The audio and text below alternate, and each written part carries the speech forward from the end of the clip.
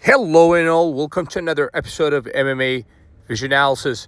This one we're talking Islam Makhachev, Jack Della Maddalena. We're going to get into Islam's recent comment on Australian wrestling. Some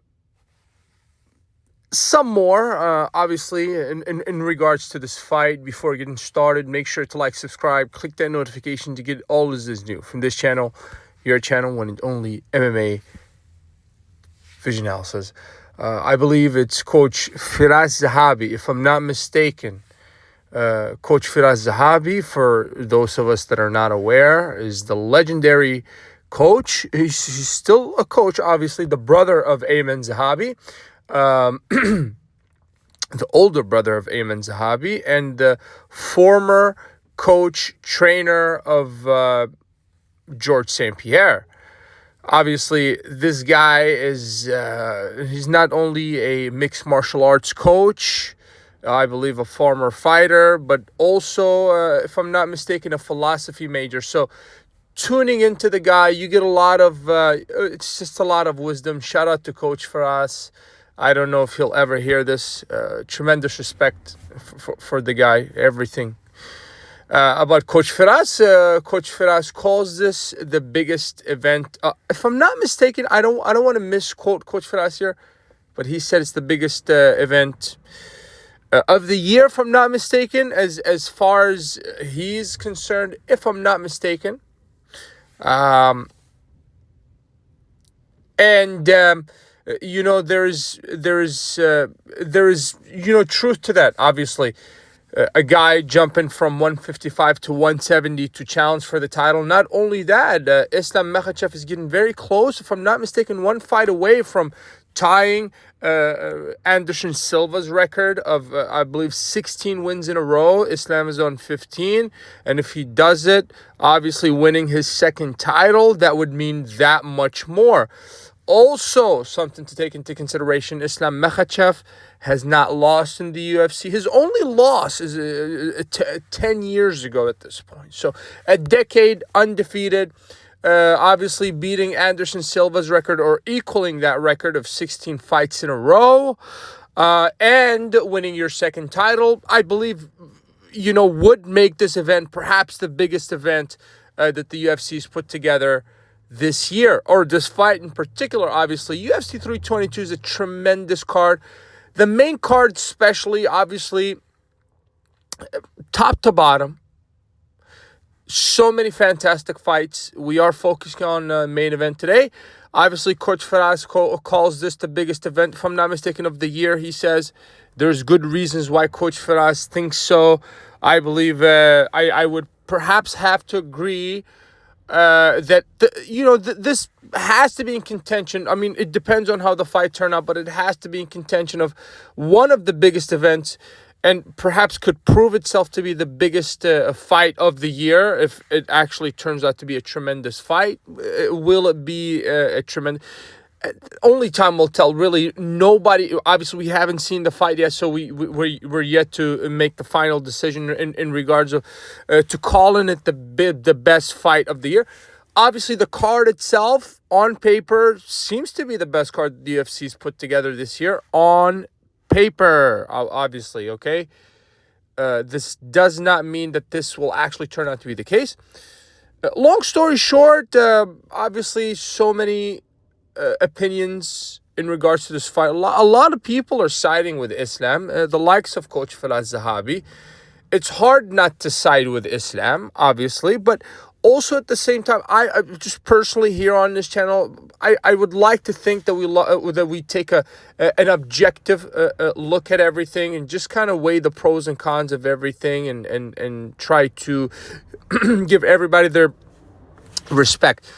We did say that, obviously, Jack Della Maddalena is the welterweight champion. He has to get his respect as the welterweight champion and as the guy that's naturally the bigger guy. On paper, that is the guy that, fought at welterweight for longer. So you would have to give him that advantage. And so on. So there's that. We have to give, Jack Della his respect. which is you can't just simply overlook the guy. That would be wrong on so many levels. It would even feel dumber for me, it's to obviously overlook the guy and after UFC 322, he wins, and then what, right? So we have to give Jack Della his respect. Obviously, Jack Della has been taken down, but look, he has a very awkward style to deal with, and I don't know how Islam was able to mimic Jack Della's style or find sparring partners to mimic Jack Della's style in training. The guy, for me, has a very awkward style, long reach, and good boxing. It doesn't really take too many punches to put a guy out. We are talking about Islam. Islam can't take a punch, obviously has been knocked out. That was 10 years ago at this point, a decade ago, right? That being said, given Jack Della his respect and obviously his, just focusing on his strengths, now we talk about Islam's comments in regards to Australian wrestling, or in his opinion, perhaps the lack of quality in terms of Australian wrestling is perhaps the nicer way of putting it. But, Islam basically thinks that Australia does not have wrestling. I mean, those are his words. Videos do exist of him saying exactly that. Obviously, is that the case? Does Australia not have wrestling, or they're solely strikers? If you're a person, the likes of Islam or Habib Nurmagomedov, people who've been doing or focusing on the wrestling aspect of mixed martial arts for so long, and they've started at such a young age, right?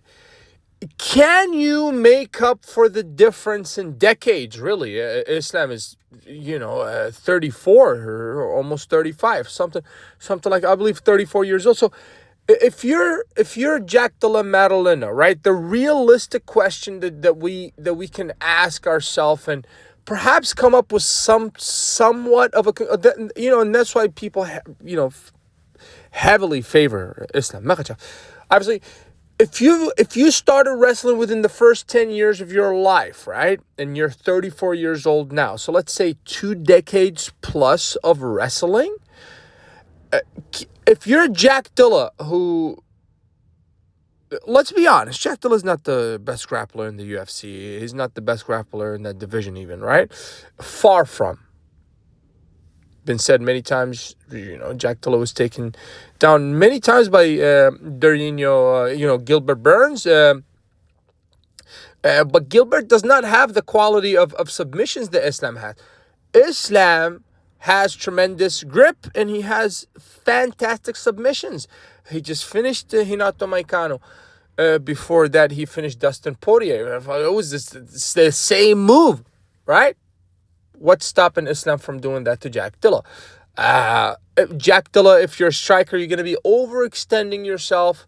Realistically, if you're a striker, you have to put yourself in harm's way in order for you to land. So you're overextended at times. Obviously, this leaves you open. It leaves you, I believe, vulnerable to takedowns, right? So when you get taken down, the submissions there, it's the question that we have to ask ourselves: has Jack Della improved so much in his wrestling game to where he's able to stuff every single takedown attempt that Islam throws at him?